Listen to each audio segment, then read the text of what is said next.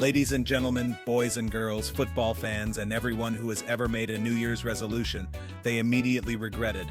Welcome to the latest episode of Pep Guardiola's existential crisis.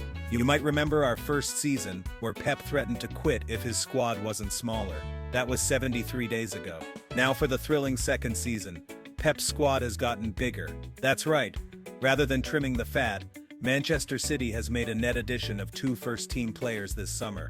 It's like Pep said he wanted a smaller, more intimate dinner party, and then showed up with 30 new guests, 2 party buses and a marching band. 2 weeks before the season starts, the mission to condense the squad still needs work. Joking or not, he might have to leave a dozen players at home for the opening match. Get ready, Wolves, because City's bench is about to be a very lonely place. 1. The Great Summer Swell, buying before selling. Now City's transfer strategy has been a masterclass in aggressive shopping. They've acted so rapidly to acquire their main targets that other clubs can't hold them to ransom. It's a brilliant strategy, but it's left Pep with a squad of 31 players. We're talking James Trafford, Marcus Bettinelli, Rayan Ait-Nouri, Tijani Reinders, and Rayan Cherki. The squad is now so big, it's starting to look like a small nation-state. Sure, they've brought in some money. Kyle Walker's gone to Burnley for a fee that could reach £5 million, which is probably enough to buy a nice lunch in Manchester. And they've sold Maximo Perona and Jan Kudo. But to get the numbers down, some established players will have to go soon. We're talking about finding permanent takers for Calvin Phillips, Jack Grealish, and James McAtee. All of them are on high wages, and Grealish's hair gel alone probably costs more than the fee they'll get. It's an expensive squad to run, and Pep is clearly not happy about it. Pep said he wanted a smaller squad, and City replied by signing so many players that they now have a full-time bouncer for the dressing room door. Walker to Burnley for £5 million. That's not a transfer fee, that's a charity donation. Burnley probably paid in Bitcoin. Finding a permanent taker for Calvin Phillips is like trying to sell a used sports car that only works on certain days. It's a tricky sale. Grealish, Phillips, and McAtee are all expected to leave. It's a sad state of affairs.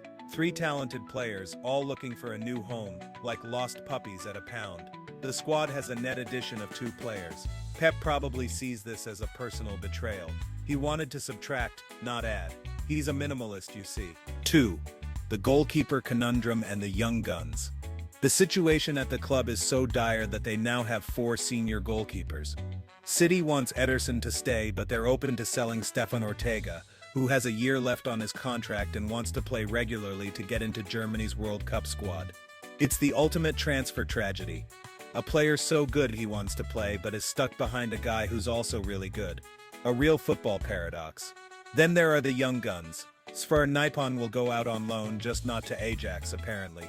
La Liga club Girona, part of the CFG network, are keen on loaning Vitor Reis and Claudio Echeverri. Guardiola is a huge fan of Echeverri and wants him to stay in-house to learn from the likes of Erling Haaland and Omar Marmoush.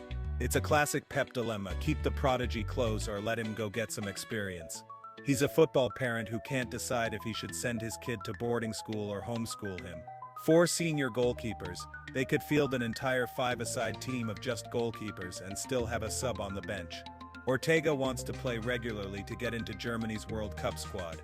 Pep's reply? Sorry, you'll have to play in a World Cup in the reserves. It's for the good of the team. Echeverri is being courted by Girona and Roma, but Pep wants to keep him to learn from Haaland and Marmoush. It's like a kid being offered a scholarship to Harvard, but his dad wants him to stay home and learn from his brothers. Rico Lewis, Kusanov, Reis, O'Reilly, Savinho, and Echeverri all don't take up a squad space because they're under 21. Pep's favorite rule. He's probably praying for a rule that says all players under 25 don't count either. Bob, O'Reilly, and McAtee are all fighting for minutes. It's a battle of the young guns, and Pep is the one holding the sword. May the odds be ever in their favor. 3. The defensive and midfield mess. In defense, City are overstocked with 10 players across the back 4. John Stones, who was not given a single minute at the Club World Cup, is staying, but he has a point to prove. Manuel Akanji and Abdulkadir Kusanov also have a point to prove. The entire defense is a big ball of points to prove, and Pep is the one who has to untangle it. In midfield, City are also overstocked.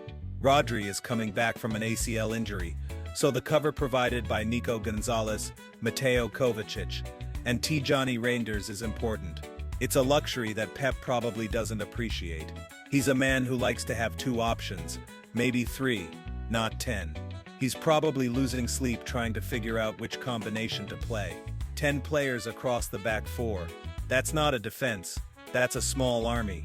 Pep could field a full back 4 and still have 6 more on the bench, all with a point to prove. Stones was not given a single minute at the Club World Cup. Pep probably thought he needed to sit on the bench to contemplate the meaning of his contract. City have a luxury of overstocked midfielders.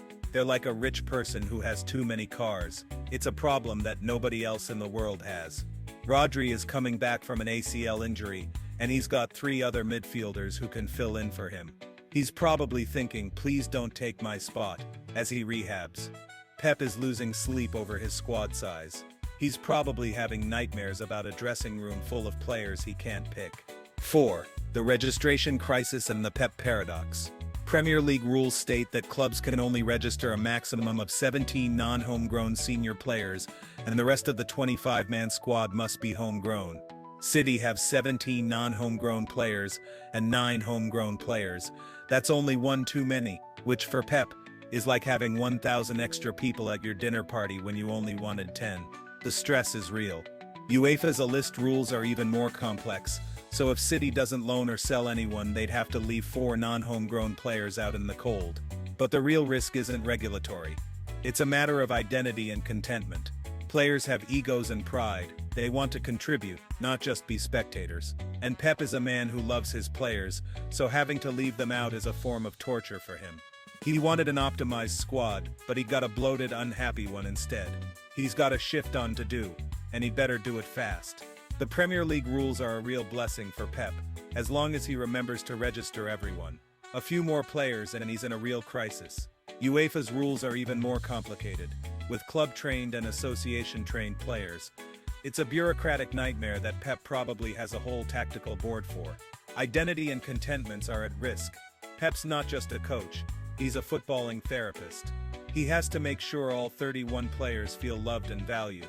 Pep wanted an optimized squad, but he got an overpopulated one instead.